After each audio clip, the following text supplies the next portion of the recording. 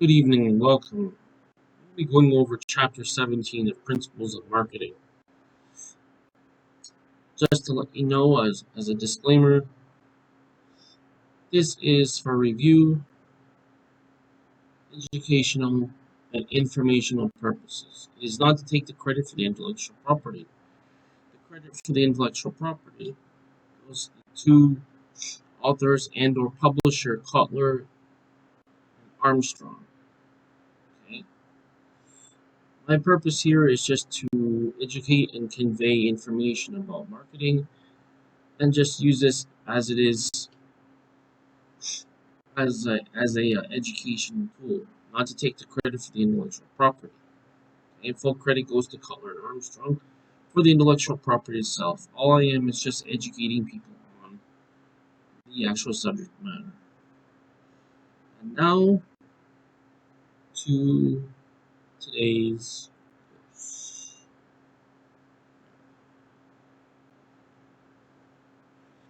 Today we're going to be talking about direct and online marketing, that is, building direct customer relationships. Now, in the previous 3 chapters, you learned about communicating customer value through integrated marketing communications, and also the 4 elements of marketing communications mix, which is advertising, publicity, personal selling, sales promotion. Okay. Now, in this chapter, we'll examine direct marketing and the fastest growing form, online marketing. Actually, direct marketing can be viewed as more than just a communication tool. In many ways, it constitutes an overall marketing approach. That is a blend of communication and distribution channels all rolled in one.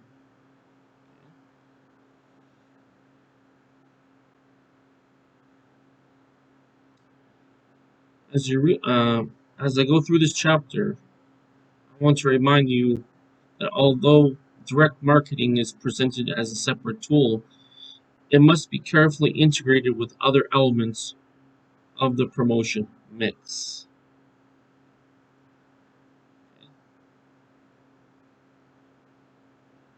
For starters, I'm going to talk about one good example, which is Amazon.com. And only in about 15 years, Amazon has blossomed from an obscure .com upstart into one of the best-known names on the internet. According to one estimate, 52% of people who shop on the internet start at Amazon. That is, they shop on the internet. 52% of people who shop on the internet shop on Amazon. Now, how can it be such an incredibly successful direct online marketing? Okay. This is an important question to ask.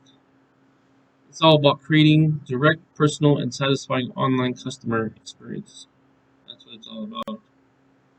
Now, I won't read the whole case example. I had to let you read the case example. Remember that their strategy was based upon creating direct and satisfying online customer experiences. That is, for making the process better than their competition, more convenient than their competition, and also building relationships with their customers.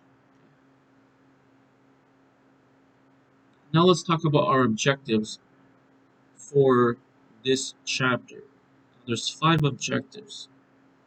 First one, we want to define the direct marketing and discuss its benefit to customers and companies. In other words, is the new direct marketing model, growth and benefits of direct marketing, and also customer databases in direct marketing.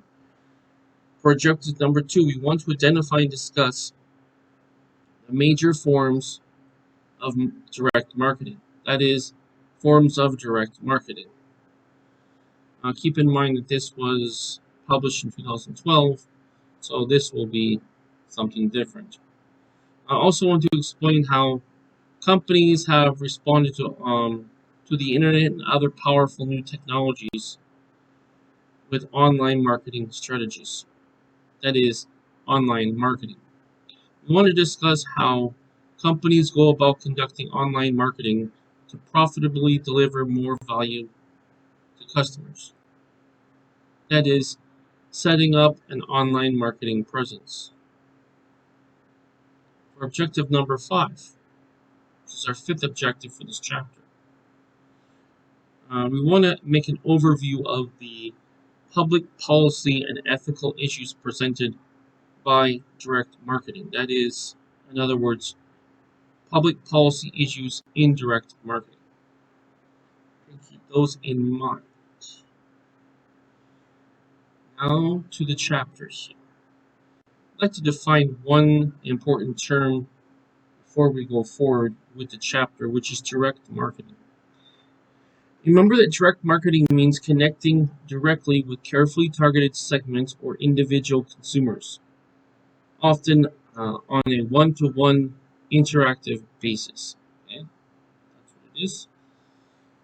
One customer at a time. Okay? Now, beyond brand and other relationship building, besides what we would define as direct marketing be, beyond brand and relationship building, direct marketers usually seek a direct, immediate, and measurable consumer response. This is the purpose of what they're doing. For example, we learn in the opening story, Amazon interacts directly with customers in a website to help, as in if you read the article, you would know that that's what Amazon does. Interacts directly with customers on a website. Okay, their website, to help them discover and buy almost anything on the internet. Similarly, Geico interacts daily with customers by telephone, through its website, even on Facebook, Twitter, or YouTube pages, to build individual brand relationships, give insurance quotes, sell policies, and service customer accounts. So what's our main point? Build individual brand relationships, okay, between customer. So this brand is associated with this company as it relates to association with a customer, as in the relationship with the customer. Now, excuse me. Let's talk about the new direct marketing model. Early direct marketers catalog companies, direct retailers, and telemarketers, gathered customer names, and sold goods mainly by mail and telephone. This is the old way of direct marketing. Today, however, spurred by rapid advances in database technologies and new marketing media, especially the internet, direct marketing has undergone a direct transformation. In previous chapter, we discussed direct marketing as direct distribution. So that's one concept to consider and remember. Also, as marketing channels that contain no intermediaries, which is ideally what you want to do, as you can control the price a lot better, reduce the cost of supplying the good or service, and therefore create maximum value for customers. Now, we also would like to talk about direct marketing as only just as one element of the promotion mix. That is, as an approach for communicating directly with consumers. In actuality, direct marketing is both of those things and more. Most companies still use direct marketing as a supplementary channel or medium. Thus, for example, Lexus markets mostly through media advertisement as a high quality dealer network, also supplements these channels in direct marketing. Its direct marketing includes promotional DVDs and other material mailed directly to prospective buyers, and a web page that is www.lexus.com, but provides customers with information about various models. Okay, this here. Okay, sorry, information price models, competitive comparisons, financing, and dealer locations. So there's some examples here. Similarly, most department stores such as Sears or Macy's sell the majority of their merchandise off their shelves, but they also sell through direct mail and online catalogs. However, for many companies today, direct marketing is more than just a supplementary channel or advertising medium. Right? It constitutes a complete model for doing business. Firms employing the new direct model use it as the only approach. Companies such as Amazon, eBay, and Geico have built their entire approach on marketplace around direct marketing. Now, let's talk about the result of direct marketing, which is the growth and benefits of direct marketing. Direct marketing has been the fastest growing form of marketing. So that's the first thing to consider. According to direct marketing research, or DMA, U.S. companies spent $149.3 billion on direct marketing last year, 54% of the total dollars spent on advertising. In 2009, an investment of $1 direct marketing advertising expenditures returned an average of an estimated 11,600. Looks like it cut off there. Looks like maybe 650. No, sorry, $11.65. Sorry. In incremental revenue across all industries. Put another way, expenditures generated an estimated $1.2 trillion in direct marketing sales,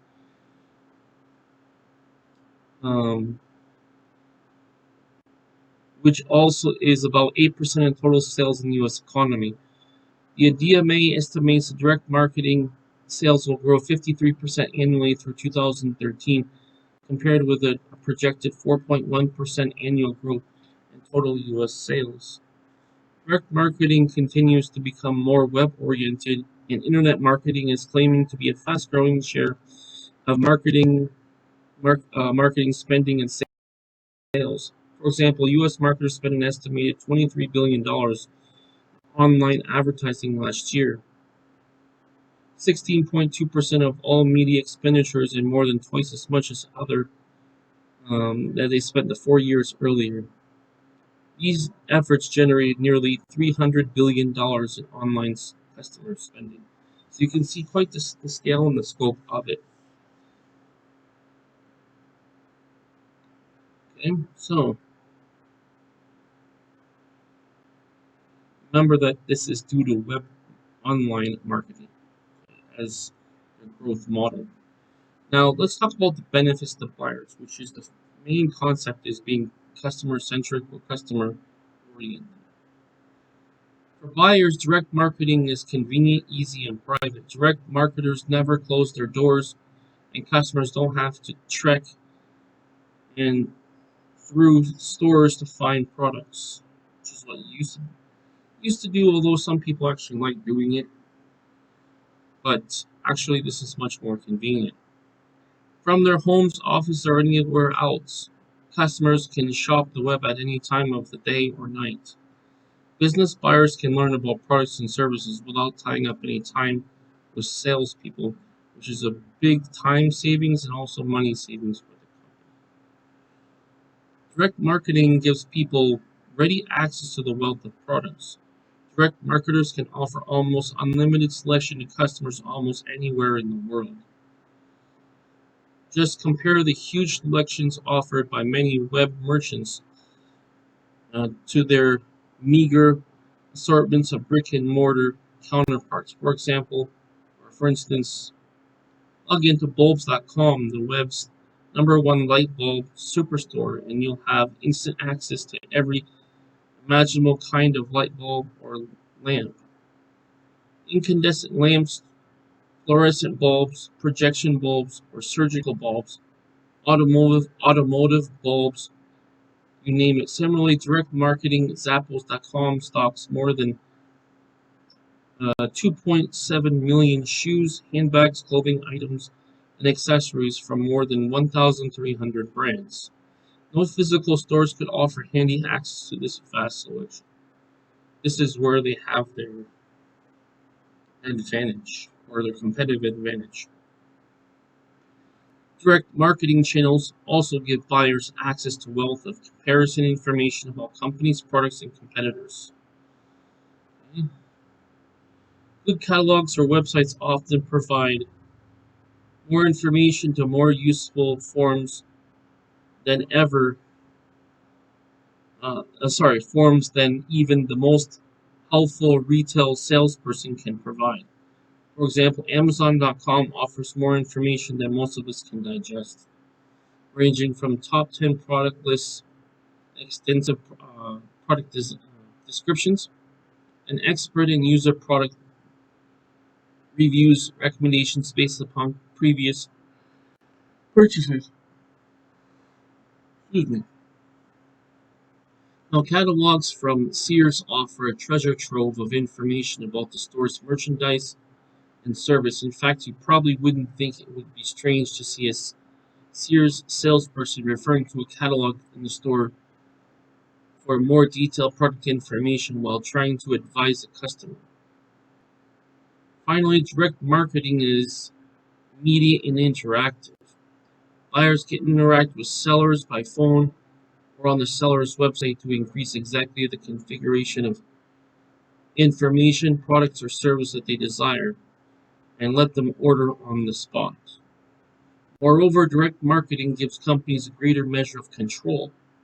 Consumers decide which catalogs they will browse and by which websites they will visit.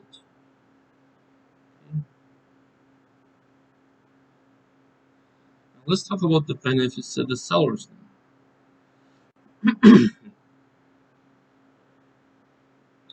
For sellers, marketing is a powerful tool for building customer relationships. Today's direct marketers can target small groups or individual customers. Because of the one-to-one nature of direct marketing, companies can interact with customers by phone or online, learn more about their needs and its personalized products and services and specific customer tastes. In turn, customers can ask questions and volunteer feedback. Okay.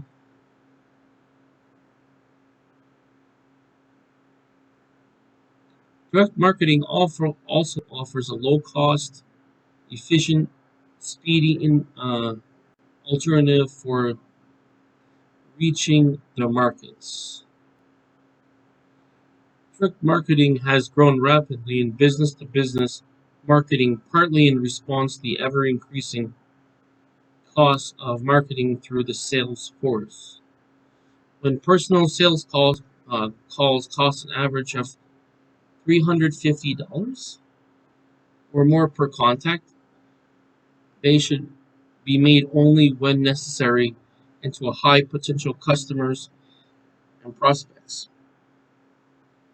Lower cost contact media such as B2B marketing, direct mail, and websites can often prove most cost effective, which is our point that we want to get across here. Now, similarly, online direct marketing results in lower cost, improved effectiveness, and speedier handling of channels and logistic functions such as order processing, inventory handling, and delivery. Right? Direct marketing such as Amazon or Netflix also avoid the expense of maintaining a store and related cost of rent, insurance, and utilities, passing the savings along to customers. Direct marketing can also offer greater flexibility.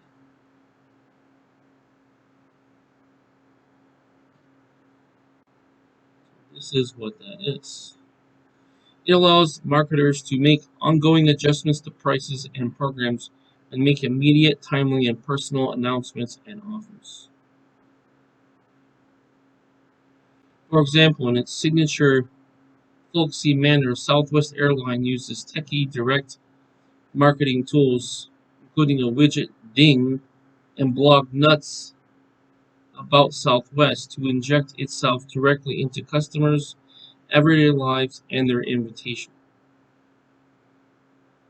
Ding is an application that consumers on download to their computer desktops. When exclusive discounts are offered, the program emits a familiar, emits the familiar in-flight seatbelt light bell dinging sound. The deep discounts can only uh, counts only 6 to 12 hours and can be accessed online by clicking on the application. Also available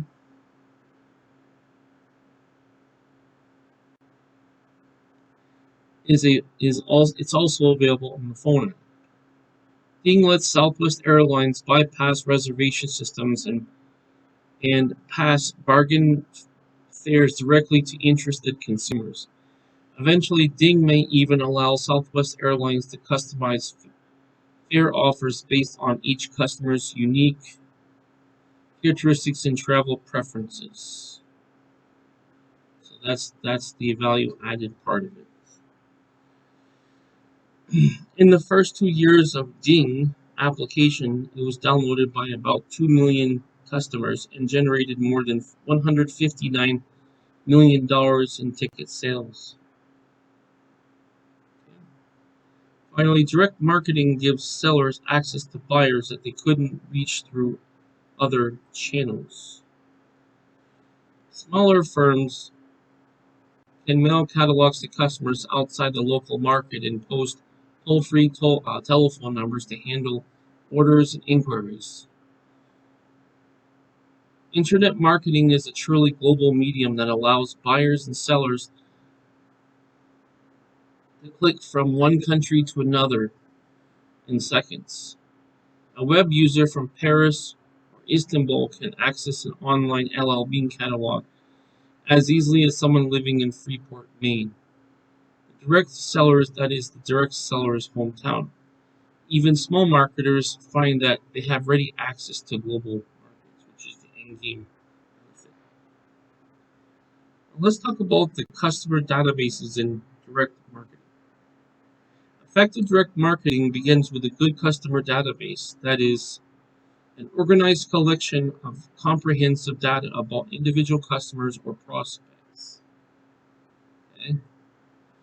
A good customer database can be a potent relationship building tool. Database companies give a 360-degree view of the customers and how they behave.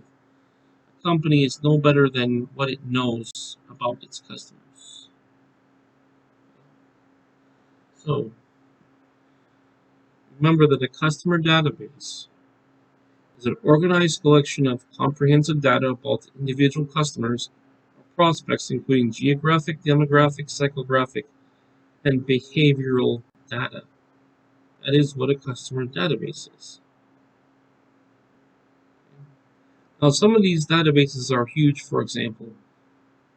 Casino operators Harrah's Entertainment built a customer database containing 700 terabytes worth of customer information, roughly 70 times the amount of printed collection of the Library of Congress. It uses these data to create special customer experiences.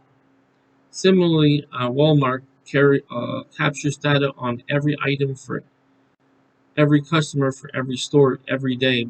Its database contains more than 2.5 petabytes, which I believe is a petabyte. I believe is 1,000 times a terabyte. So you have basically megabyte, gigabyte, terabyte, and petabyte. I think after the petabyte, I believe it's exabyte. So it's 2,500 times of a gigabyte. Or if you want to put it in, let's, for example, 2,500 gigabytes. This is petabytes, right? So that's 2,500,000. So it's is 2,500 terabytes. We're talking 2,500,000 terabytes. It is 2.5 petabytes of data. So that's equivalent to 2 billion copies of Moby Dick. Google processes an astonishing 20 petabytes of data every day. Companies use their databases in many ways. They use databases to locate good potential customers and generate sales leads. Okay. That's one thing that they do. They mine their databases to learn about customers in detail and then fine-tune their market offerings and communications to special preferences and behaviors to target segments or individuals.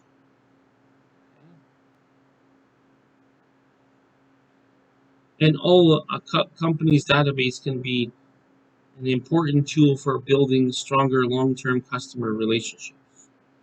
For example, financial services provider USAA uses a database to find ways to serve the long-term needs of customers, regardless of intermediate sales impact, creating an incredibly loyal customer base, which is what we want as repeat business.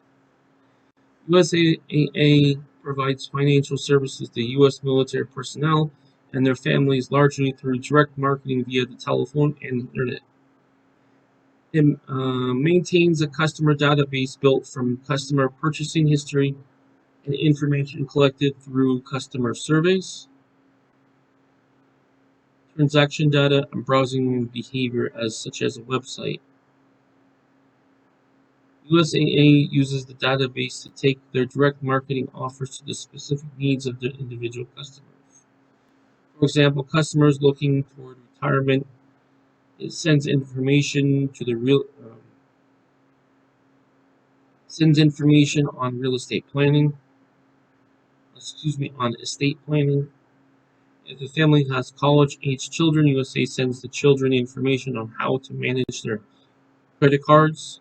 If the family has younger children, it sends booklets on things such as financing a child's education. One delighted reporter, USA customer report, recounted how USAA even helped them teach his 16-year-old daughter to drive. Just before her birthday, but before she received her driver's license, USAA mailed a package of materials backed up by research to help teach this person how to teach their daughter how to drive, help her practice, help her find ways to agree on what constitutes safe driving later and what gets her a license. What's more marvelous to the reporter, USAA didn't try to sell me a thing. My takeaway is USAA is investing in me for the long term. It defines it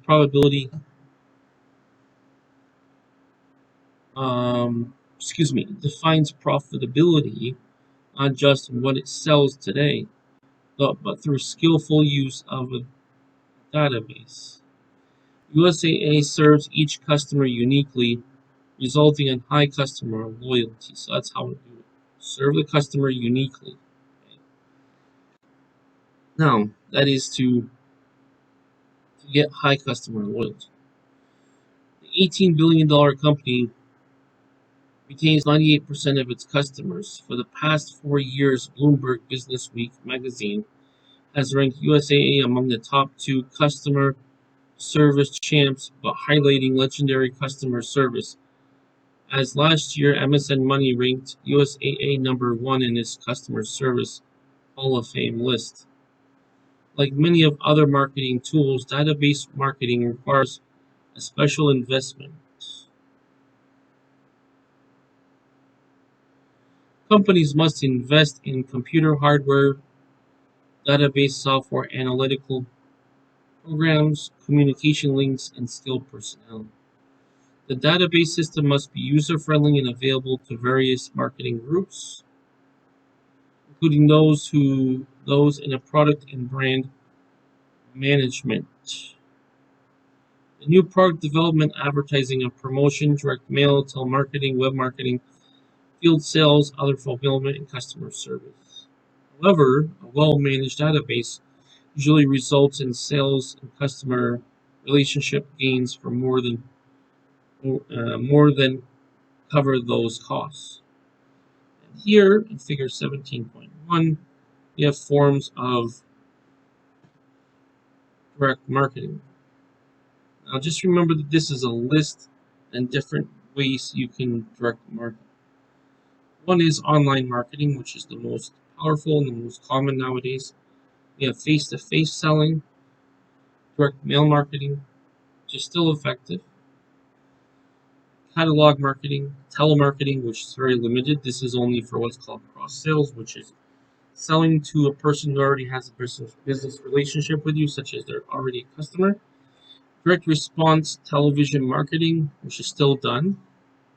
So it's still possible, it still produces results. You have kiosk marketing and new digital technologies. New digital technologies is also effective. So those are the ones that I recommend. Now, remember something that this was as of 2012. As of 2023, it's more along the lines of online marketing and new digital technologies. Nowadays, most things are done through an app. All of those is part of getting customers and prospects. Remember from last week, prospecting was getting a list of potential customers. Okay. Now, once we have prospects, we convert those prospects and otherwise known as leads into converting them into customers. Now, let's talk about direct mail marketing. Okay, this is still something used, not as prevalent as internet marketing because internet marketing is cheaper and it can potentially reach the whole world. Now, with direct mail marketing, it is sending an offer, announcement, reminder, or other item to a person or a particular physical or virtual address. So you can do it through to an email address or you can send to a physical address. Do you understand what I'm saying? That's basically what it is. Now, remember that direct mail is suited to direct one-to-one communications. It permits high target market selectivity and can be personalized and it is flexible. Allows easy measurement of and also allows easy measurement of results. Basically, that's what it is. What you do is you say, okay, I've sent out X amount. What was my conversion percentage? Basically, there is a goal on your conversion. Based on the conversion, that will determine the success that you have. Although direct mail costs more than per thousand people reach than mass media such as television or magazines, the people it reaches are much better prospects. That is, direct mail has proved successful in promoting all kinds of products such as books, DVDs, insurance, gift items, gourmet foods, clothing, and other consumer goods to industrial products of all kinds. Charities also use direct mail when they heavily to raise billions of dollars each year. Some analysts predict that a decline in the use of traditional forms of direct marketing is coming years in the coming years as marketers switch to new digital forms. Now, remember again, this was published in 2012. At some point, I will give you some of the updated information. As for now, what we're doing is we're building a foundation for what we know about, understand about the principles of marketing. Okay. Now, we also have ways of use. We can also use email, direct message, like a mobile SMS, like cell phone messages or cell phone marketing, email, mobile, and other newer forms of direct mail deliver direct messages at incredible speeds and lower cost compared to the post office snail mail pace. Then the author says, we will discuss email and mobile marketing in more detail later in this chapter. However, even through the new digital forms of direct mail and gaining gaining popularity, the traditional form is still the most widely used. Email marketing offers some distinct advantages over digital ones. It proves something tangible for people to hold and to keep. Email is relatively screened and trashed, meaning with spam filters and spam folders to keep our messaging away from customers' inboxes, says one direct marketer. Quote, sometimes you have to click a few stamps. Traditional direct mail. Traditional direct mail can be used effectively in combination with other media, such as company websites, for example. Okay. For example, some marketers will send out direct mail featuring personalized URLs or PURLs, web addresses such as www.intel.com/John Doe that invite intrigued prospects to individualized websites. So that's basically what it is. Now,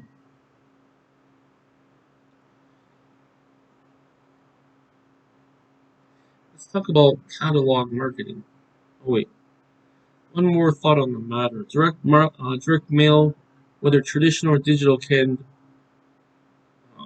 may be resented as junk mail or spam if sent to people who have no interest.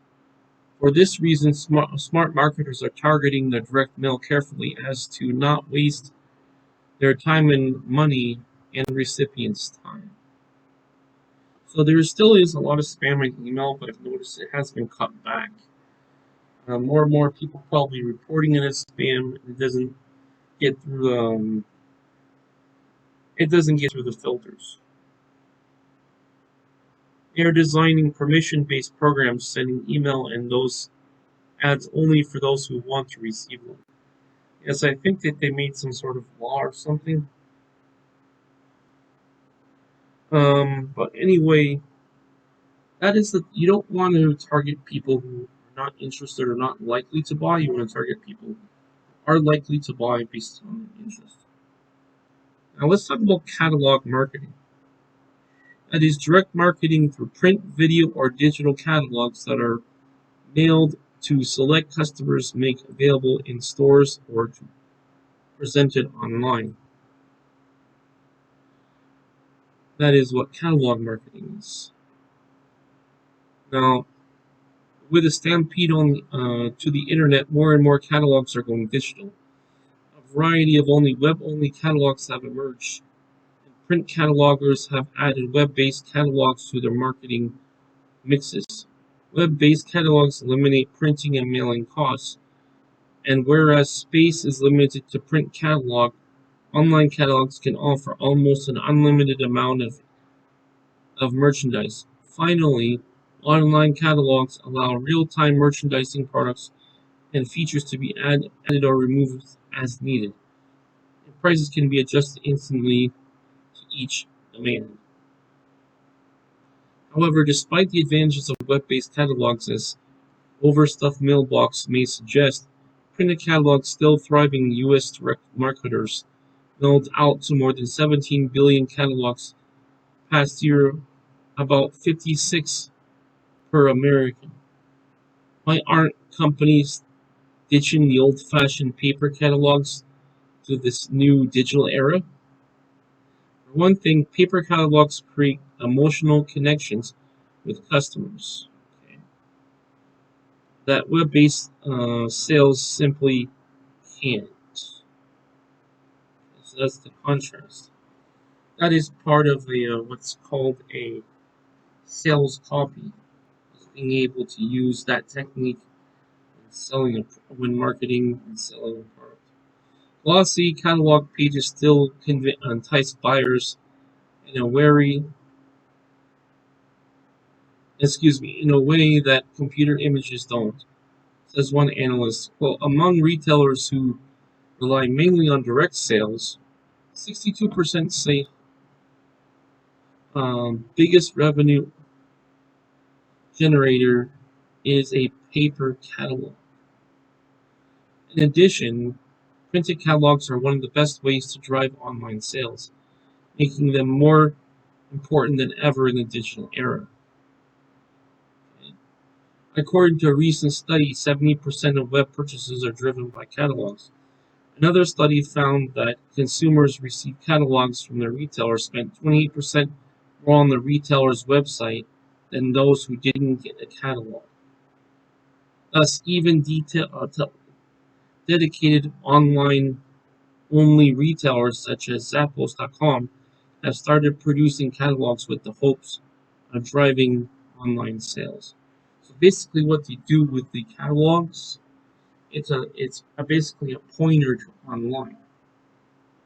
Okay? So basically, the transaction happens online. But to get the transaction happen online, they use this pointer, what I call a pointer. Basically, it's like a prompt or prompting to go online to make the purchase. We also have an older form called telephone marketing, that is using the telephone directly to customers.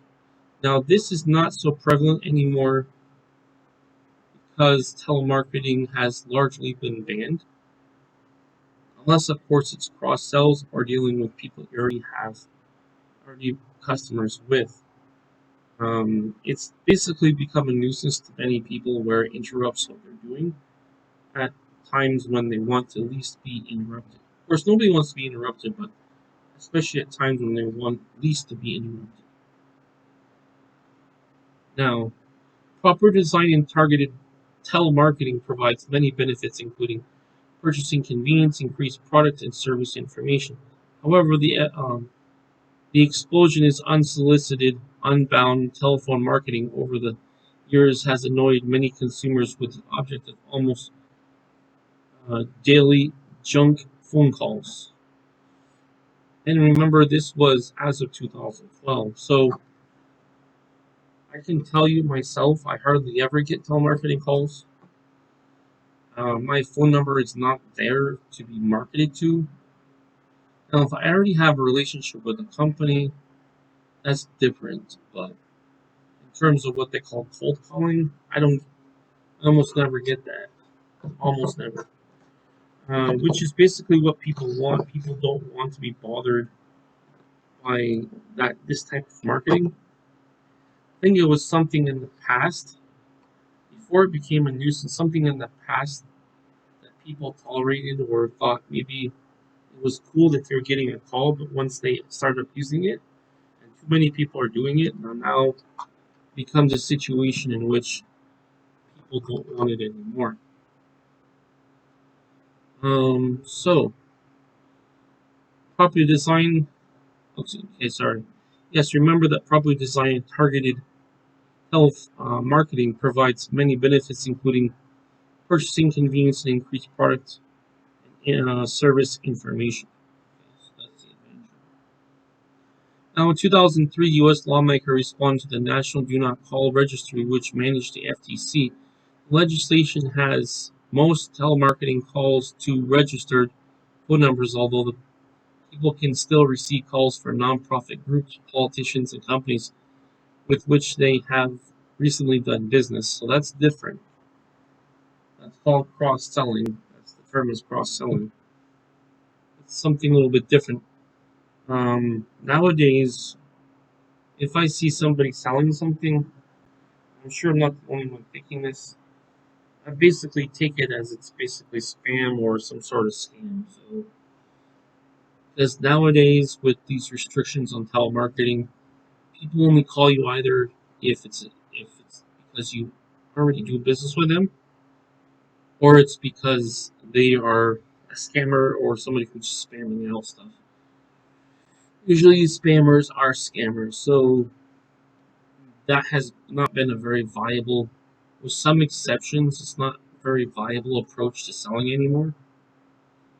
Now, do not call legislation has hurt the telemarketing industry, but not all that much. Two major forms of marketing, which is inbound customer telemarketing and outbound. So we're talking about outbound. You can always call a company. So this outbound calling, that's the concern, not the inbound.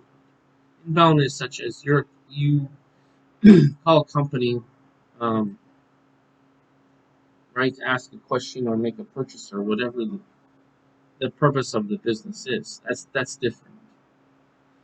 So if it's inbound calling, then it's okay. But if it's outbound from their, I mean, inbound for their end, meaning the customer's calling the company versus the company calling the customer. The company calling the customer is what's called outbound calling. All right, now what's now outbound B2B marketing remains strong and growing. Telemarketing also remains a major fundraising tool for nonprofit and political groups. Okay, so that's where this has some impact.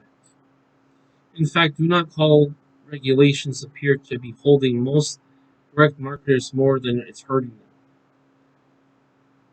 Excuse me, helping more than it's hurting them.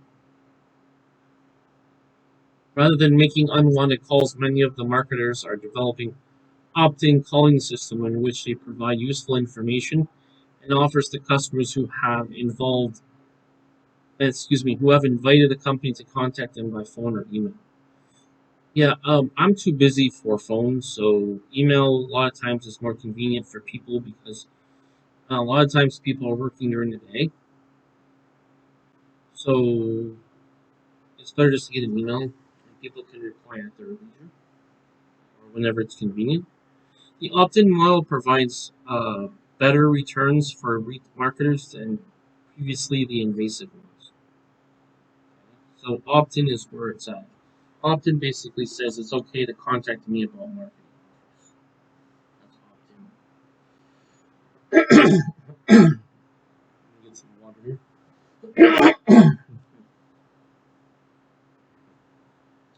Now, grab this water.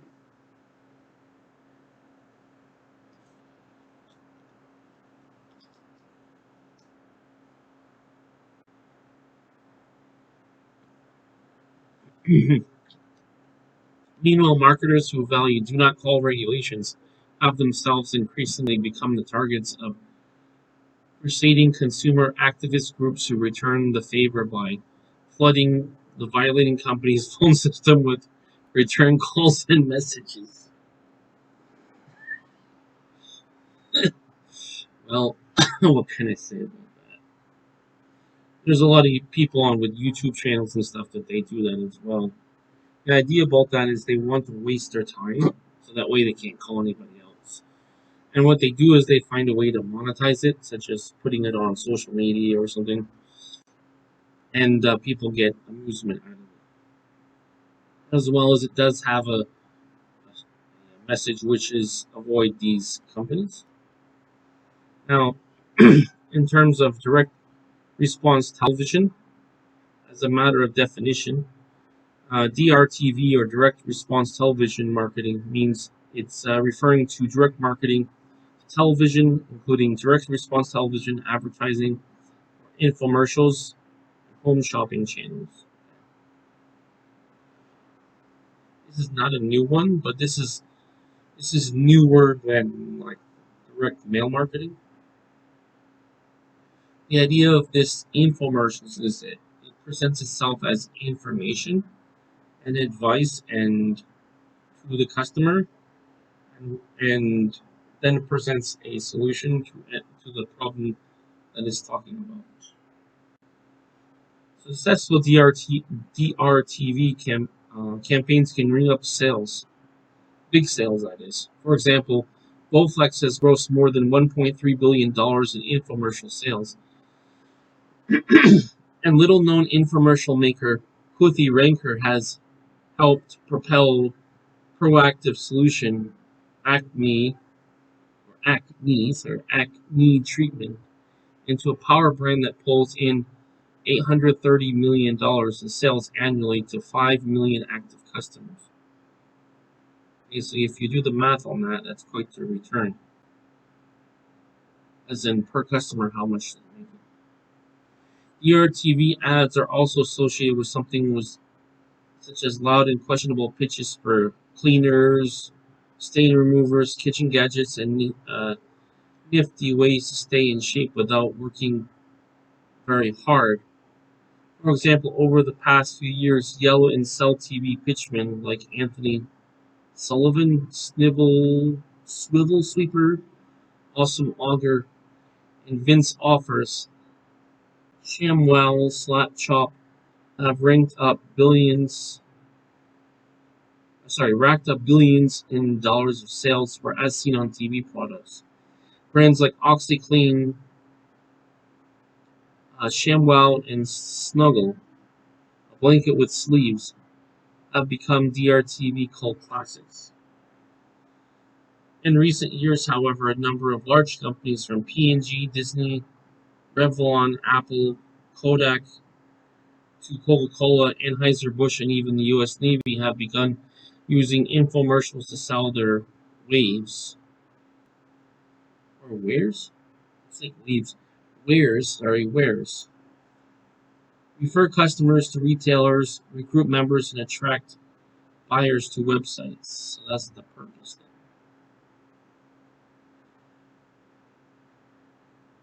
there. Okay? So we can see that's the purpose of that part. We also have other networks like the Home Shopping Network, Quality, Quality, Quality Value Channel, QVC, Home Shopping Network, HSN, or Shop NBC. Our major companies also do something similar. Now let's talk about another form called kiosk marketing. As relates to kiosk marketing as as relates to it, we need to consider that as consumers become more and more comfortable with digital and touchscreen technologies, many companies are placing information in ordering machines called kiosks. And then the author says, good old-fashioned vending machines, but so much more. Stores, airports, hotels, college campuses, and other locations. Kiosks are everywhere these days, from self-service hotel and airline check-in devices to in-store ordering devices that let you order merchandise not carried in the store. Flashy and futuristic souped-up machines are popping up everywhere, says one analyst. They have touch screens instead of buttons, facades that glow and pulse. They bridge the gap between old-fashioned stores and online shopping. That's the purpose of what they're trying to accomplish. Remember, these are digital touchscreen technologies, and they're placing information on ordering machines. This is basically the other term you could use is like self-service, but it's in digital form. So Kodak, Fuji, and HP have kiosks. You go to the airport, airlines like JetBlue have theirs as well. And increasingly, you can see, I mean, this was 2012, so it's even more. Some supermarkets, the kiosks for, when, let's say, Redbox, what they call Redbox is kind of like basically rent a movie. New digital direct marketing technologies. So you can see a picture here that I already mentioned Redbox, but that's one of the few companies that are still successful. And one of the ways that they're successful is they make the price cheaper. So you can rent it. You can rent it for the physical disc for cheaper than what you would get online. Otherwise, it'd be no advantage to go to the store. Also, the convenience because it's right in the supermarket and it has a visibility. Now, today, thanks to a wealth of new digital technologies, direct marketers can reach and impact or interact, that is, with consumers just about anywhere at any time about almost anything. And so basically, there are several exciting new digital marketing technologies that involve mobile phone marketing, podcasts, webcasts, and interactive TV, or ITV. Now, this was as of 2012. I can say that much more of this is done online through apps and direct marketing is still a viable way. So basically, what you do is you do a Google search or search in a search engine. It pops up, and so it's done through something called search engine optimization or SEO. And what that is it's basically putting their website on the first page of whatever search. For example, if you're looking for like cars or certain kinds of cars, you'll be on the first page. And then when they search for it, they go to the website and they purchase through there or they opt in or anything like that. Also, they have apps for people looking for certain types of products as well. But also, this can be done on the mobile phone, which is what we're going to talk about now, which is mobile phone marketing. Now, more than 285 million Americans, which is 91% now subscribing to wireless services. Many marketers view mobile phones as the next big direct marketing medium. Currently, 21% of cell phone subscribers use their phones to access the web. Some 23% of cell phone users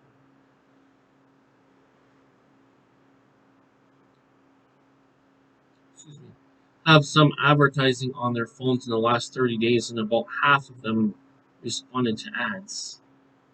Okay, so, now, as I said, this was published in 2012, which means now, because it's 2023, in 11 years' time, things change quite a bit, but more towards more and more of purchases being done online.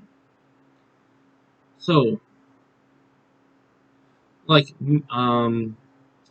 like for example, there's one example here. Like many food retailers, Fresh Encounter Community Markets stores tries to help shoppers resolve their daily dilemmas: what to have for dinner.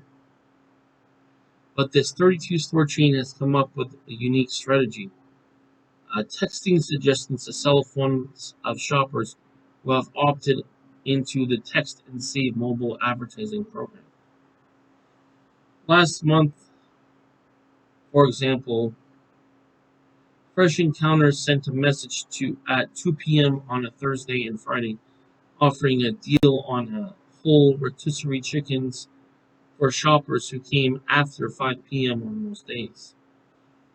We asked them what's for dinner, and and if they don't know, then how about this for $3.99, says Fresh Encounter executive Eric Anderson.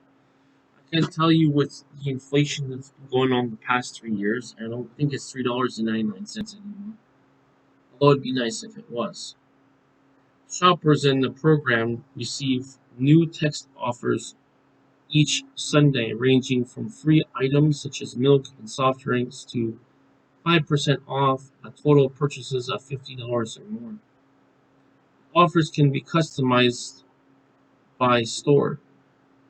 To cash in, shoppers present their cell phone to the cashier, showing a PLU, which is the price lookup number, in the text message. Redemption rates are unbelievable, Anderson says. 20% of or more takers inevitably buy complementary items as well.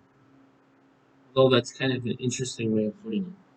If something that's complementary, why do you need to buy it? That's why it's complementary, because you don't need to buy it. It's free. Well, okay. When Fresh Encounter sends a more urgent same day offer, as in the chicken promotion, uh, redemptions can exceed 30%. So they're basically using this mobile offer opt-in way as a way to get more conversions. As well as other forms of direct marketing, however, companies use mobile marketing as responsibility for risk, angering already ad-aware consumers. If you are interrupted every 2 minutes of advertising, not many people would want that, says a mobile marketing expert. The industry needs to work out some smart and clever way to engage people on mobiles. The key is to provide genuinely useful information offers that will make consumers want to opt in or call in. One study shows that 42% of cell phone users are open to mobile advertising if it's relevant. Now, speaking of mobile advertising, we have a case study here called mobile marketing. Now, this talks about a case example by a company called Zipcar. So that's basically like it's a rental car business which you can do the bookings from your phone. Okay? And you can tell by the looks of the phone this was in 2007 or 2008 when the iPhone first came out. It does have an app which makes it even more convenient. So at the time uh, of this publishing of this book, it just started hitting the mainstream. Actually, they were available probably around 2007, 2008, but I don't think it got a major push until 2010, and all the way up to 2012. And by the looks of the phone, it looks like a 2011, 2012 phone, so that's what it is. Now, let's talk about other ways to market things. Now, we can use podcasts and vodcasts. You're probably familiar with the term podcast because that refers to like a internet recording of a social interaction discussing various topics. Now, podcasting and vodcasts are on the go and on demand technologies. The name podcast derives from Apple's now ever iPod. With podcasting, consumers can download audio files or podcasts on video or video files, vodcasts, via the internet to a handheld device or listen live to them whenever and wherever they wish. These days, you can download podcasts or vodcasts on an exploding array of topics, everything from your favorite NPR show, a recent sitcom episode, or a current sports feature to the latest music, video, or Snickers commercial. An estimated 25% of the U.S. population have listened to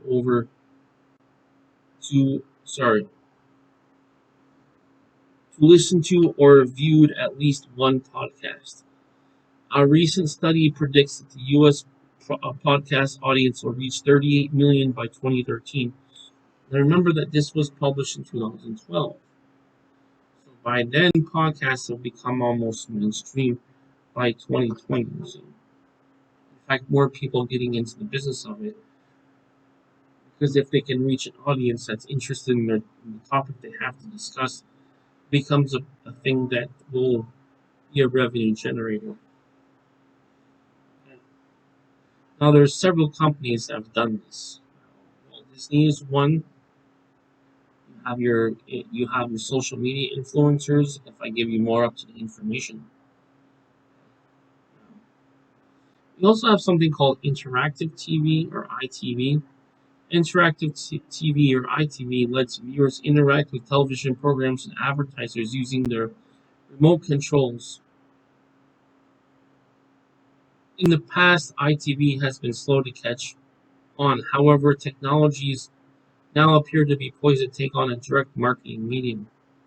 Research shows that the level of your viewer engagement with ITV is much higher than the 30-second spots. A recent poll indicated that 66% of viewers would be very interested in interacting with the commercials that played their interest, and broadcasting such systems such as DirecTV, EchoStar, Time Warner are now offering ITV capabilities. And probably now as of 2023. Interactive TV gives marketers an opportunity to reach targeted audiences in an interactive, more involving way. For example, HSN has launched a shop by remote ITV service that allows viewers to instantly purchase any item on home shopping network with their remotes. Excuse me. Viewers with a register who are registered with the HSN can complete a purchase in less than 30 seconds. New York area cable provider Cablevision offers an ITV service in which advertisers can run interactive 30-second spots. During the ads at the bar at the bottom of the screen, the viewers use their remotes to choose additional content and offers such as the on-demand and product samples, brand channels, or video showcases. Okay. For example, the Gillette ad offered to send free samples to a body wash product. Benjamin Moore offered coupons with paint color samples, and Century 21 offered $10 gift cards. Advertisers such as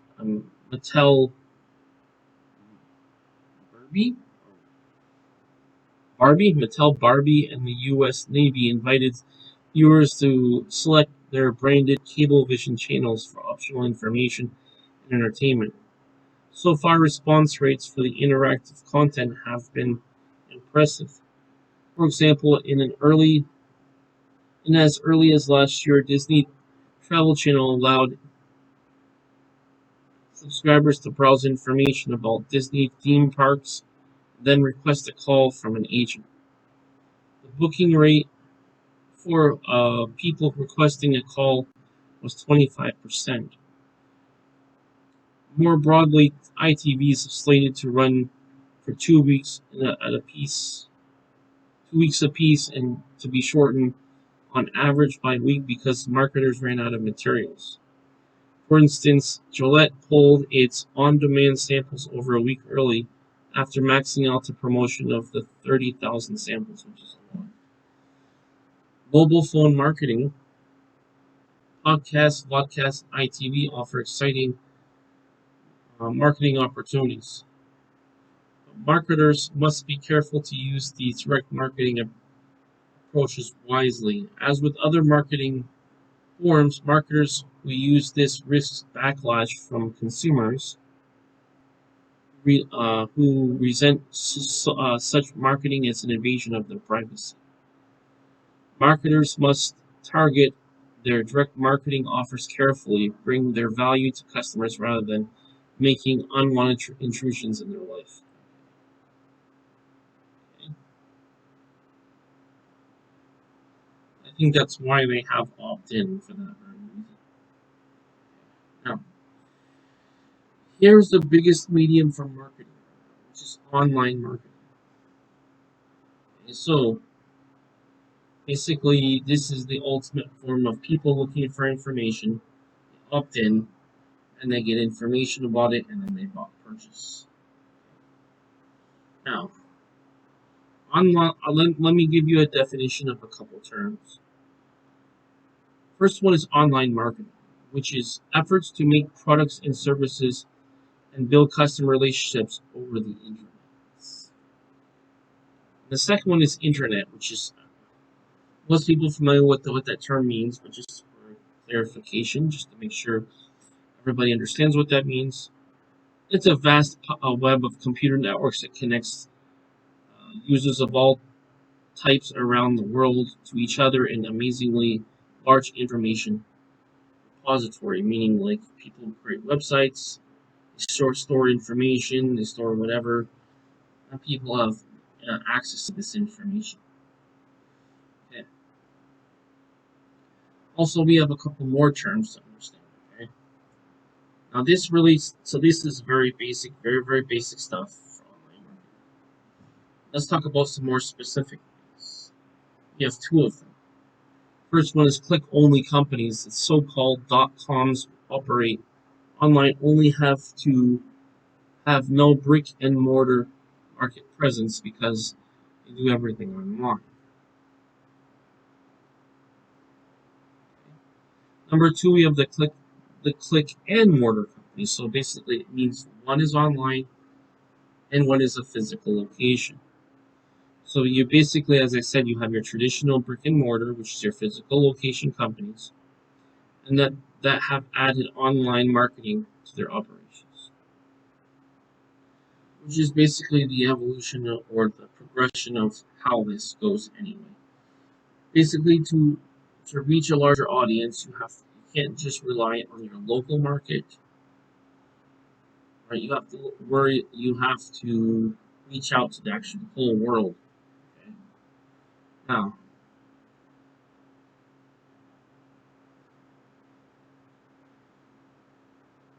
let's talk about online marketing domains.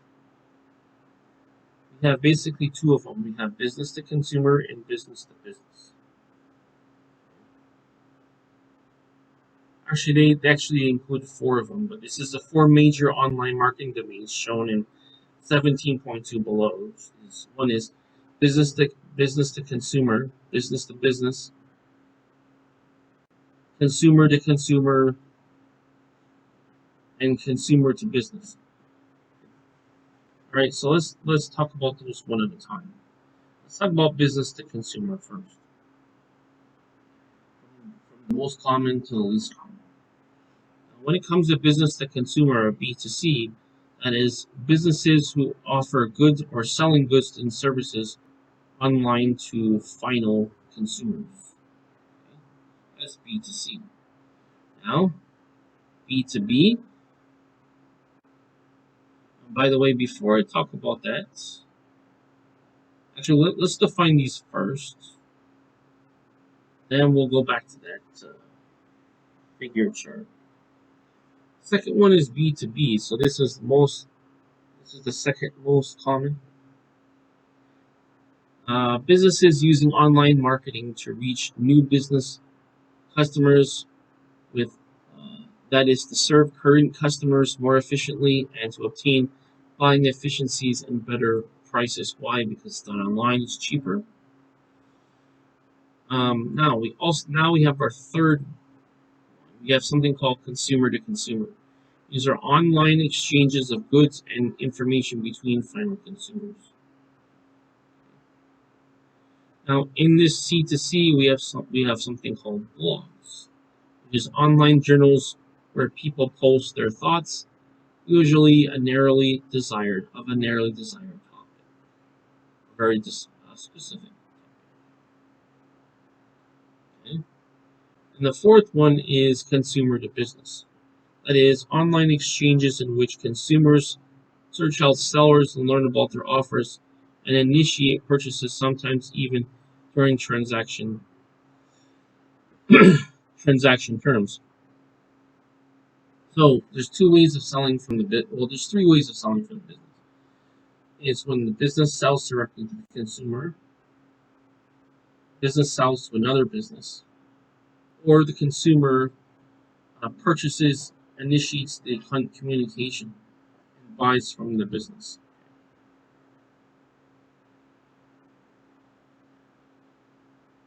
Now, here's the important thing about how you do marketing online. First, we want to consider about setting up an online marketing presence. Okay? By the way, depending on how good your website is and depending on how you do your online marketing, will depend on the traffic, and that's another thing to study altogether. Okay, but just to summarize, to get the gist of it, we want to first start with a corporate or brand website. That is a website designed to build customer goodwill, collect customer feedback, and supplement other sales, and to sell the company products directly. So, now to do that, of course, you need to set up a website, right? So this is very basic. This is something even in the late 90s when people started using the internet in the mainstream did. Okay, so first is you set up the website. Then once you have the website set up, you do the next thing, which is called marketing website. It is a website that engages consumers interactions, as that is the consumers interactions that will move them closer to a direct purchase or other marketing outcome. Now there's lots of sales strategies, marketing. First, to show the value. and influence the buyer's decision. Remember, we're talking about buying the buyer decision process. Now, one way that's probably not going to be mentioned here, it's beyond the scope of this textbook, is something called sales funnels. These are basically websites that are set up, right, to facilitate communication between the business and the consumer, and also uh, purchases, handle the transactions, and other promotions. Let's go back to this diagram here. Now, for 17.2, we have the online marketing domains. Now, what we want to do is we want to match up, we want to see the interaction between all four of them. So, going vertically is in blue, which is initiated by business or initiated by customer. So that's B2C, that's B to whatever, or C to whatever. Now, in terms of who is the target of it, that is either the consumers or the businesses. So if we say, initiated by and targeted by, so we say business to consumer, that's business to consumer. And if we're targeting businesses and we're a business, it's business to business. If we're a consumer and we're targeting consumers, that's consumer to consumer. And if we're a consumer and we're targeting a business, that's consumer to business. Just as a way to remember words. So here,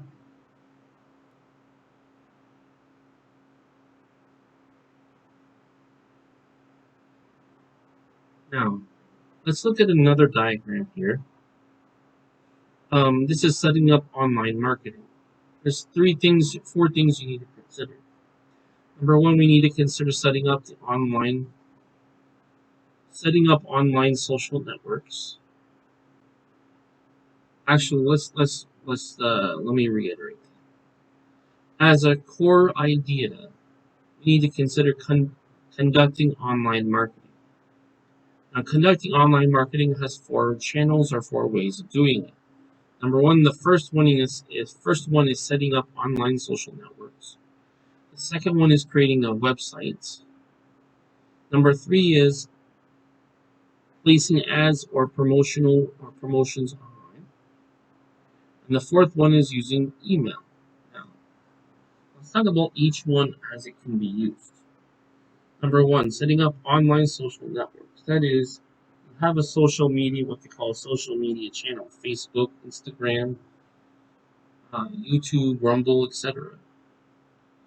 And you can advertise there on your social network to connect to people and get people interested to take action on whatever your campaign is. Second one is creating a personal or business website where they can learn more about the website, such as that's your social media page or channel, and also they can make purchases directly there. For the third one, is just you go on a second party. Advertising on the first party, basically on the company's website. Either charge for their advertising or offer free advertising in return for, I'm not sure, for something else, either for email lists or whatever. And the last one is using email. Now, using email is either to respond, and all those B2C, B2B, C2C, or C2B for purchasing or selling. It's also the communication between all those channels as well. Now, let's talk about placing ads and promotions online. As a purpose of definition, online advertising is advertising that appears while consumers are browsing the web, including display ads, search-related ads, online classifieds, and other forms. So it's basically they look online and they see an ad on websites. Just as simple as that. Now, the major forms of online advertising include search-related ads, display ads, and not and online classifieds. This is basically from a website that does such a thing. Online display ads might appear anywhere in the internet's user screen and often related to the information being viewed. For instance, while browsing a vacation packages at Travelocity, you might encounter a display offering a free upgrade on a rental car from Enterprise Rent a Car, or while viewing Yahoo Finance and flashing E-Trade ad might promise a free BlackBerry smartphone when you open a new account. Internet display ads have come a long way in recent years in terms of attracting and holding customer attention, which is the point of it. Remember again, I, I know I say this frequently, but remember that this in context to 2012. The largest form of online advertising is something called search-related ads. So it's basically ads based upon the searches you do, otherwise known as contextual advertising, which accounts for more than 48% of all online advertising spending. In search advertising, text-based ads and other links appear alongside search engine results on sites such as Google and Yahoo, for example. Now, for example, search Google for LCD TVs, and at the top side of the resulting search list, you'll see inconspicuous ads for 10 or more advertisers ranging from Samsung, Dell, and Best Buy, Sears, Amazon.com, Walmart.com, Nexttag.com, etc. Nearly all of Google's $23.6 billion in revenues come from sales. Search is always on kind of a medium. Yeah, so it's always there. It's kind of like the internet. It's not like before dial-up, you use it and then you disconnect. It's always on. Now, a search advertiser buys more terms from a search site and pays only if the consumers click through the site. It's called click advertising, or click through.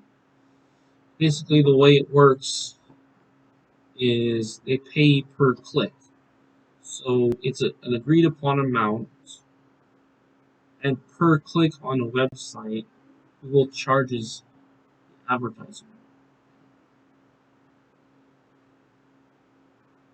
Other forms of online promotions include content sponsorships and viral advertising. Okay.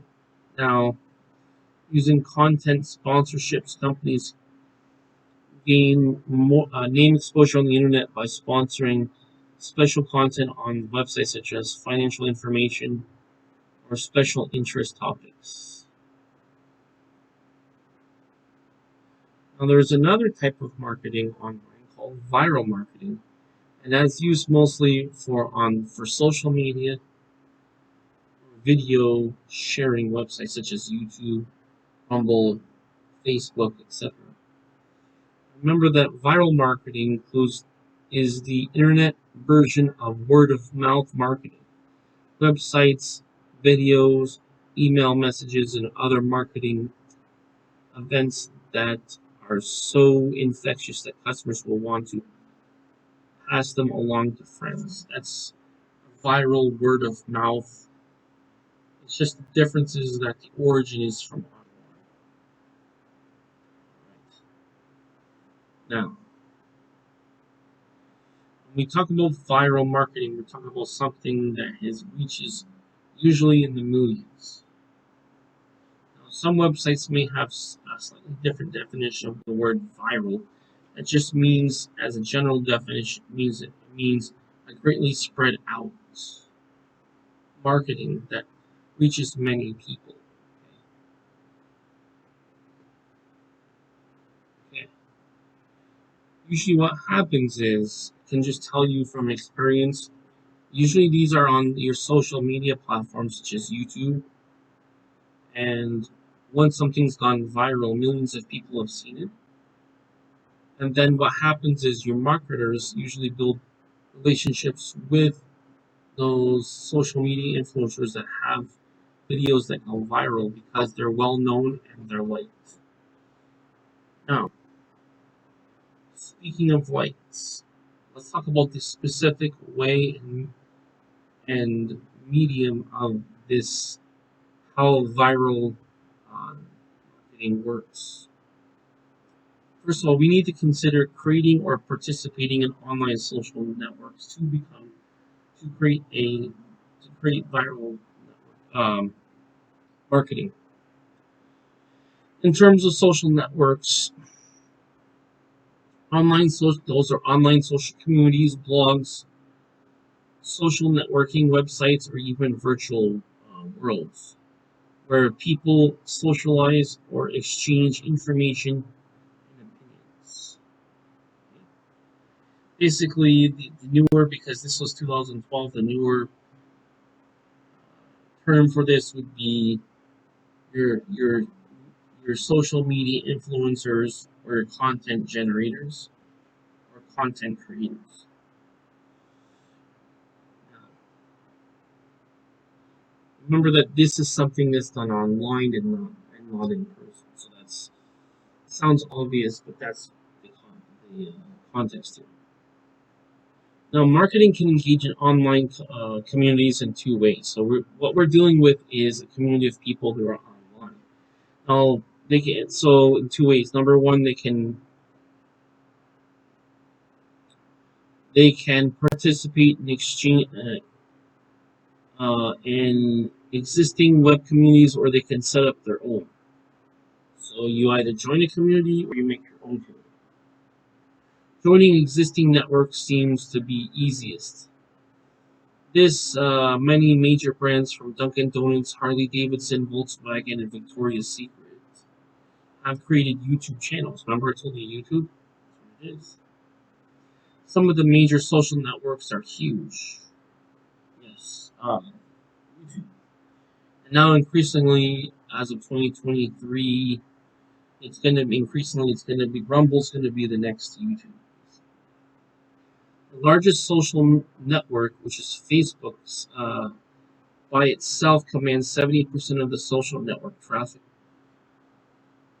I think that's been surpassed by YouTube, but I'm not exactly sure. This is as of 2012. 55% watch TV channels and uh, counts is the percentage listing to radio, which is 37%. Reading newspapers, 22%. Facebook has signed up more than 400 million members. That's 30% of the entire US population. And Facebook is adding new members at a rate of 5 million every week. This is as of 2012 again. The massive online network aims to reach 1 billion members to by 2012, which is when this was published. Although large online social networks such as Facebook, YouTube, and Twitter have grabbed most of the headlines, a new brand of more focused niche networks have emerged. The more focused networks cater to the needs of smaller communities of like-minded. So these are needs of smaller communities of like-minded people. So this could be for one. So that's one particular niche. This could be business people, like LinkedIn, or this could be for a particular hobby or a particular business. But participating successfully is existing online social networks presents challenges. First, so this is a drawback. First, most companies are still experimenting with how they use them effectively. Okay? And are hard to measure. This was as of 2012. Secondly, such online networks are largely user controlled. Well, there's later on there was quite a bit of censorship, and so what happened was um, it was user control, but also monitored and actually censored by those media channels, YouTube, Twitter, etc. Now, to avoid the mysteries and challenges of building a presence of existing online social networks, many companies are now launching their own targeted web communities. So that's another way you can make your own. For example, scrapbooking. So let me just delete that first. Remember, these are niches that they're creating. Scrapbooking and crafting tools, supplies maker, Fiskars, creative Fiskars, an exclusive online network of crafters. More than creating sales, the Fiskars community creates a relationship with the brand and the important customers. Similarly, on Nike's Nike Plus website, more than 500,000 runners upload, track, and compare their performances. So if you think about it, this is a way that you can get people to communicate each other, but also be even more brand aware of whatever is offered on that social network. More than half visit the site, and at least that is 4 times a week. And for Nike, for example, they have created a Nike Plus online community. Now, the other way we can use is use another channel we can use is email. Now, email is an important and growing online marketing tool. A recent study in the DMA found that 79% of all direct marketing campaigns employ email. U.S. companies now spend about $600 million a year on email marketing, and spending will reach an estimated $2 billion by 2014. Remember, this was 2023, so it's going to be more than that now. When used properly, email can be the ultimate direct marketing medium. Also, because it's free. Sending an email is free from the user's perspective. Now, you do need to have an internet connection, of course, and an email account, which is also free. But the point is it's free to send an email, which is pretty amazing. Now, the disadvantage and things to look out for in terms of email marketing is concerns over spam. Now, spam is unsolicited and unwanted commercial email messages. The reason why it's such a hassle is because they usually do a lot of it. That's where they came up with the word spamming, is basically when you just put an excessive amount of something. In other words, if you send like one email and then the person says they're not interested and you don't email them again, well, you could argue that's not spam. That was just one marketing message. It's not a spam email. Okay.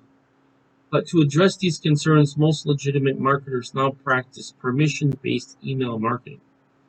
Did you catch that? Permission-based email marketing. Basically, what that is, and I'm just going to add a little bit to what the text is talking about here. This is basically like getting on a list. This is the opposite of opt-out. This is the opt-in. Basically, it says, okay, I would like to opt into your mailing list for marketing, for purposes of marketing, communications, or other related business communications as well. Now, if it's something that you're interested in terms of tracking what the product that they're working on, other events that might be useful, or maybe future purchases also might be useful. Now, sending email pitches to customers who opt in, as I said, opt in. Many companies, so opt in is the key. Many companies use configurable email systems that let customers choose what they want to get. Amazon.com targets opt-in customers with a limited number of helpful, quote, we thought you would like to know, unquote, messages based on their express preferences and previous purchases. See, the important thing is that they already have a business relationship with it. It's not spam. You can opt out of something once you've opted in, but the point is the initial communication was based upon opting in, and that's just the opposite of spam, as it is a welcomed message as it was opting in. A startup almost a decade ago online, Ticketmaster ran a batch and blast email campaigns focused on building awareness. Okay, so see part of the challenge is getting the name out there for people to be aware of you. There's an old, it's not really old, but there's an important expression in marketing that says money follows attention. If there's no attention to your product or service, there's likely to be very little to no money as well. Just something to think about. Now, StubHub had their own way of targeting people through email messages and targeted relevant email. Yeah, so value of carefully targeted relevant email messages, in which the customers opt in for email registration during purchases and to sign up for modules throughout the StubHub website. Okay. That's normally where you do is you opt in at their website. Using opt-in customer data, StubHub targets designated customer segments with ticket and event information closely aligned with the interest. Incorporating customer data produce immediate and stunning results. Email click-through results jumped 39%.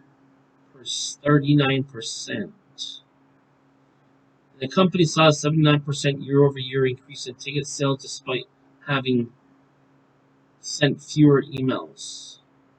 Quote, the results speak for themselves, says StubHub marketer.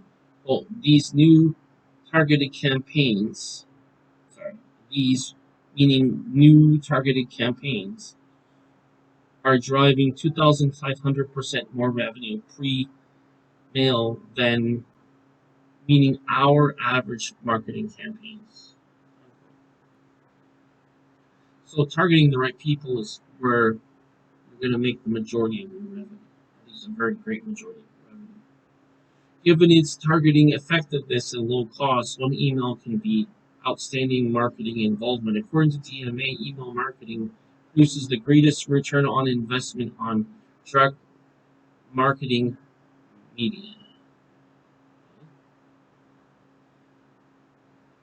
So, if somebody opts in, they're more likely to buy. Much more likely to buy than someone who hasn't. Because if they're opting in, that means they already have interest in what you have to sell. It's only a question of converting. And all online marketing continues to offer both great promise and many challenges for the future. And its most ardent apostles envision a time when internet online marketing replaced magazines, newspapers, and stores as sources for information and buying, which is basically what's been happening since like 2007. It's been a gradual process.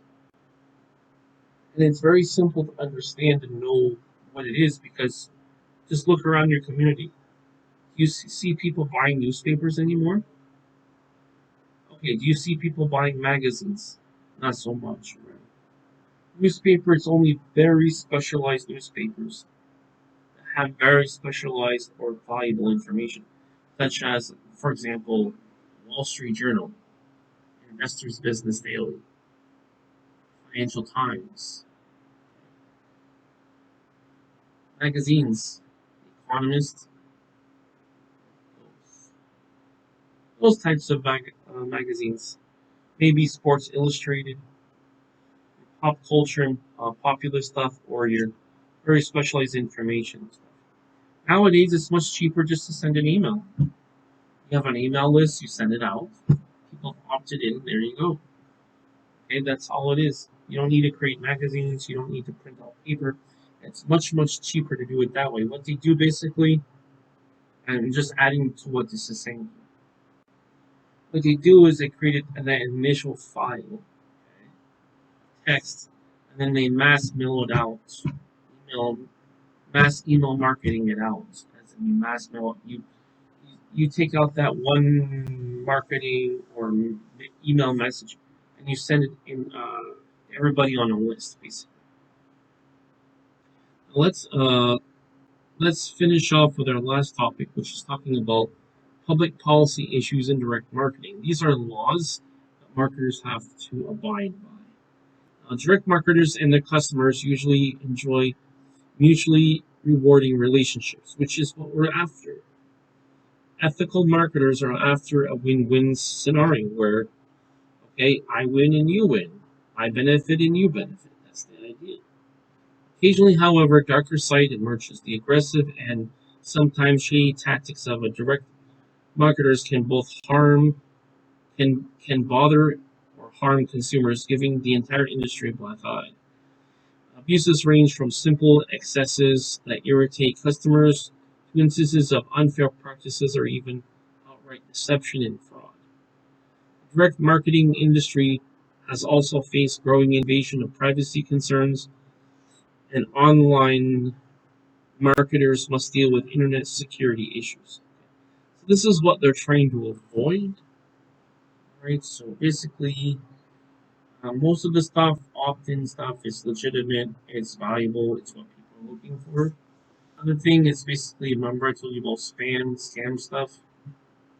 Um, you're I'm seeing less and less of that as you have spam filters that are catching more and more of it and not letting things through spam filters, and also um, web servers can actually block emails from certain email addresses. So that's that's um, filtering out things or blocking things so that reduces the amount. So typically in a day, I really only get emails from people that I do business with, which is, I think that's what people want. I don't think people want to be bothered. Like, okay, go to my email and it's like, okay, I get messages from people. Normally it's people who either want to be a nuisance for whatever reason, whether they get a kick out of it, they get a laugh out of it, or they just have nothing better to do with their time. So that's what it is. Or it could be even a hacker. Okay, so there is also organized crime that does things too. So what they do is they use technology solutions to filter out things, and also use common sense. Like, okay, I didn't do business with this company, or it's too good to be true, then they just don't even respond to it. Now, this is the so when we talk about irritation, unfairness, deception, and fraud, those are those types of things. Now, direct marketing excesses. That's what it is. It's excesses. Sometimes annoy or offend customers. Most of us dislike direct response TV commercials that are too loud, long, and insistent. Our mailbox is filled up with unwanted junk mail, and our email boxes bulge from unwanted spam, and our computer screens flash with unwanted display pop under ads. There's also there's also malevolent stuff, fraudulent stuff where it says your computer was infected, your computer was locked. All you really do is you X out of the window, or you close the browser if you want, clean the cookies just in case anything came up, and it's gone. And that's been the malevolent side of that. It's gone from being a nuisance to being more malevolent, and that's more of an international issue now, especially from countries like Eastern Europe or other criminal organizations, and also places like India and other countries that basically do malevolent marketing. Basically, what they try to do, and I'm just adding this just as what they're saying is basically what they do is they try to trick people into thinking that they're in some legal trouble, they owe money to like the IRS or something, or their computer has a virus or something, and then they prop it up with having pretending like it's legitimate by having some like call center number, and there's a whole bunch of people working there illegal, like in an illegal cause, and making it seem very realistic. But the thing is, actually, it's just a fraud. So Fraudulent schemes such as investment scams, phony collections for charity have also been multiplied over the recent years. Internet fraud, including identity theft and financial scams, have been a serious problem, which it basically is. The FBI has their Internet Crime Complaint Center received more than 336,650 complaints related to internet fraud involving monetary loss, with a total dollar amount of $560 million. It's probably more, but I think with some of I think over the past few years, there's been efforts by um, benevolent YouTube creators or YouTube content creators who have been basically targeting them in a reverse scheme where they try to waste their time and prevent them and try to convince them no longer to do this fraudulent, malevolent stuff. So there's lots of ways of doing this. One ranges from computer hacking. Okay, then there's different fraudulent email schemes like phishing and spear phishing. So one is just phishing is like uh, one is basically okay, pretend to be someone else to get information. Spear phishing is basically when they send out a fraudulent message to people in high positions in a company to gain access to a system, which is basically a hacking attempt. Then there's other things like malware, spyware, where you trick them into installing things as well. And then, of course, that leads to my next point, which is many consumers also worry about online security, which is relating to what I was just mentioning. They fear that the unscrupulous snoopers will eavesdrop on their online transactions, picking up on personal information or intercepting credit and debit card numbers. Although online shoppers have grown rapidly, in one survey, 75% of participants said they still do not like sending personal credit card information over the internet. It's understandable because it's not 100%.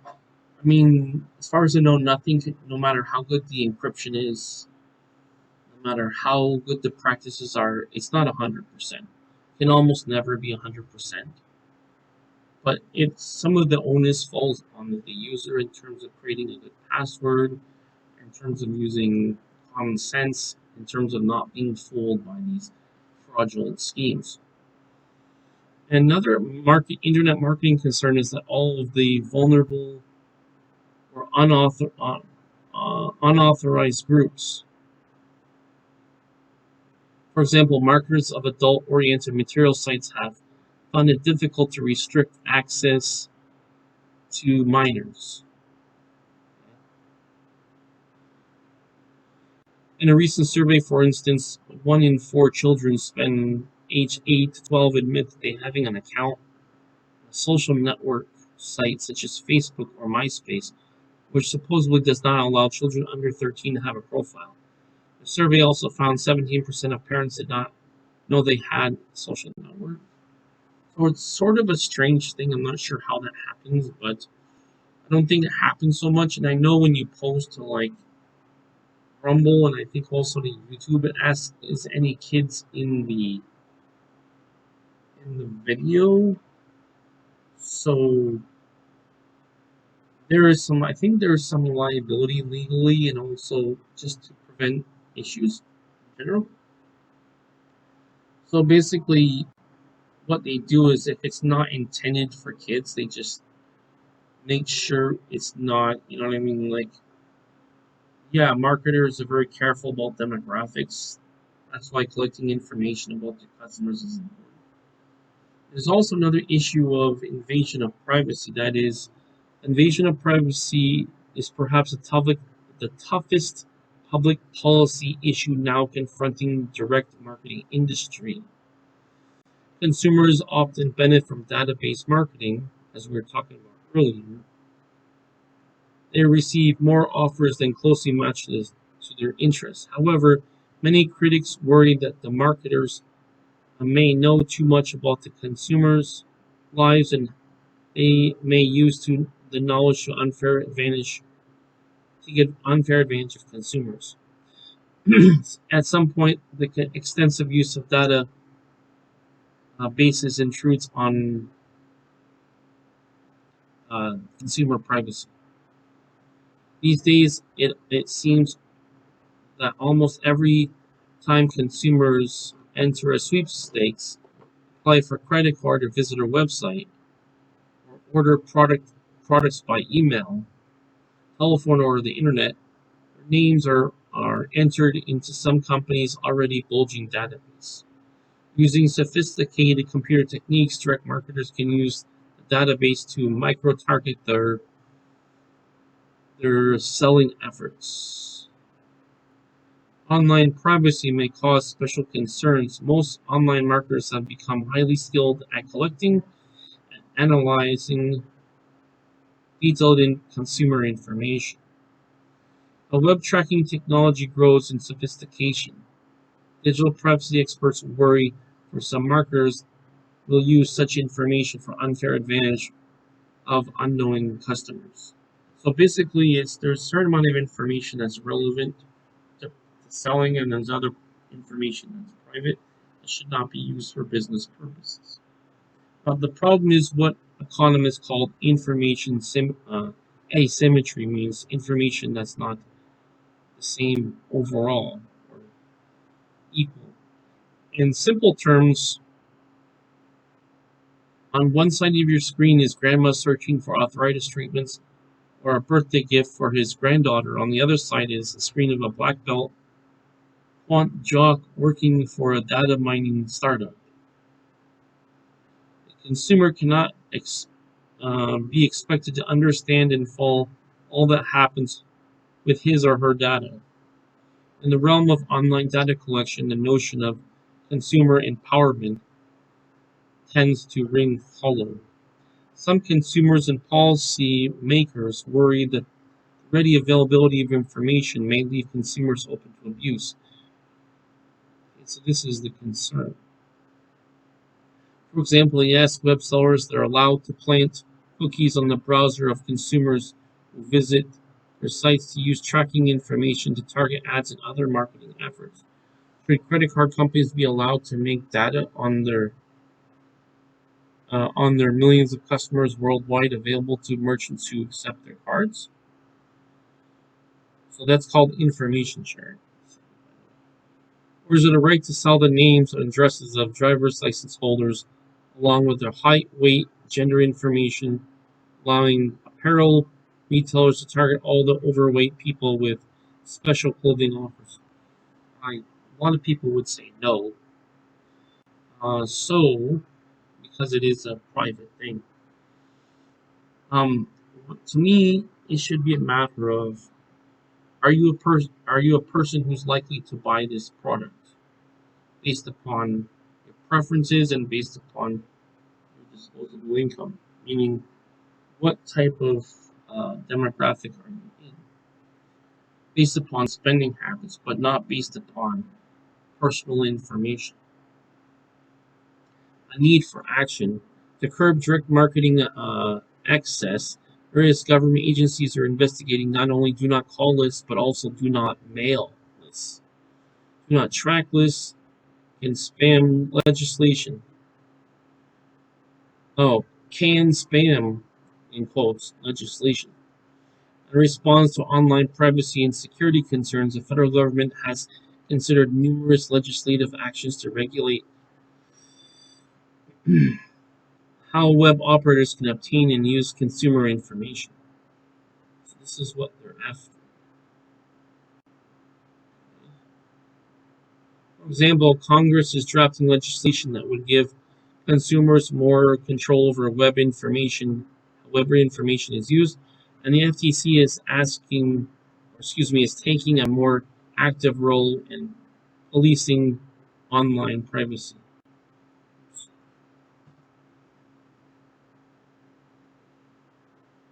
This is as of 2012, so it's going to be a little bit different now. All this calls for strong actions by marketers to prevent privacy abuses before legislation does it for them. Okay, so this is your preemptive and proactive actions or proactive solutions. And the other concern of special concern is the privacy rights of children. Now, in 2000, Congress passed the Children's Online Privacy Act, or COPPA, which requires website operators targeting children to post privacy policies on their sites. They must also notify parents about information they're gathering to obtain parental consent before collecting personal information from children under the age of 13. The subsequent advent of online social networks, mobile phones, and other technology privacy groups are now signing the U.S. Senate to extend COPPA and to include both new technologies, and teenagers. So, many companies have responded to consumer privacy and security concerns with actions of their own. So basically, they want to be preemptive and proactive about it, implement that before it's regulated and forced on them to execute such actions. So we'll conclude with the last two paragraphs, which is the direct marketing industry as a whole is also addressing public policy issues. For example, in an effort to build consumer confidence in shopping, the DMA, which is the largest association of business pricing, direct database, and interactive marketing, including nearly half of the Fortune 100 companies, launched a privacy promise to American consumers. That is, the privacy promise requires that all DMA members adhere to carefully developed set of consumer privacy set rules. Consumer privacy rules. Members must agree to notify customers when any personal information is rented, sold, or exchanged with others. They must also honor consumer requests to opt out and receiving further solicitations or having contact information transferred from other marketers. So this is why opt-in is such a good thing, because if once you just have opt-in as part of your business model, you don't have to worry about that. Just like they opted in, now we have a business relationship. You opted in, you want the information, I send it to you. If you don't opt in, I don't send it to you. It is a very simple solution. And then there's the more complex solution that this organization has.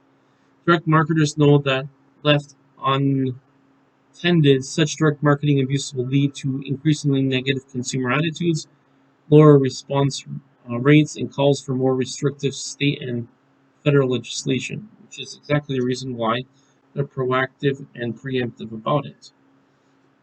Most direct marketers want the same things that consumer want honest and well designed marketing, offers targeted only toward customers who will appreciate and respond to them. Direct marketing is just too expensive to waste on consumers who don't want it. Yes, that's what they found about mass marketing is it's too expensive, it doesn't give you a return. So carefully selected and targeted marketing is the way to go, especially if it's in which will meet the regulations of government, of at least U.S. government, but other governments as well. Now, just want to do a quick objective check to make sure you understood from this chapter.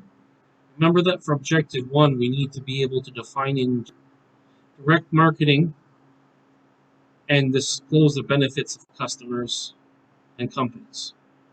For the second objective, we need to be able to identify and discuss the major forms of direct marketing. And for objective number 3, we need to be able to explain how companies have responded with internet and other powerful new technologies with online marketing strategies. And for objective number 4, we need to have been able to discuss how Companies go about conducting online marketing to profitably deliver more value to customers. And for the fifth objective for this chapter, we need to be able to present an overview to the public, overview about the public policy and ethical issues presented by direct marketing, which we just talked about. Those are important things to be able to understand and remember. And speaking of remembering, we have one more thing, is we need to be able to understand the following, know the definition of the following terms for all four objectives. For objective number one, it's direct marketing. For objective number two, it's customer database. For objective two, it's direct mail marketing. For we have catalog marketing, telephone marketing, otherwise known as telemarketing, direct response television (DRTV) marketing, that is. For objective number three, we have online marketing, internet, click-only companies, click and mortar companies, business to consumer or B2C, business to business or B2B, consumer to consumer or C2C, and then consumer to business or C2B. And for a fourth objective, we need to understand the following or be able to define the following terms for objective 4, which is corporate or brand website, marketing website, online advertising, viral marketing, then online social networks, and finally spam. You need to know what those are and remember them. Now, we have more practice for you that you can apply the concepts that are in this chapter. I'll let you do that on your own here. And also there will be other practices, including more case studies, applications of those, for example, etc., for company cases, and also questions for discussion as well. So that will pretty much do it for this chapter. Now, I will have chapter 18 on Thursday. So, remember for this chapter we talked about direct and online marketing. That is, the purpose is to build direct customer relationships, okay? Keep that in mind as the context that we talked about, okay? Now, for Thursday, I'm going to talk about, we're going to be in part 4, which is extending marketing. We're going to talk about creating a competitive advantage. Now, this has more to do with SWOT analysis, which is strengths, weaknesses, opportunities, and threats, as it relates to business strategy and marketing strategy. So, we're going to talk about competitive advantage. There's quite a bit of strategy to this, and there's some analysis to this.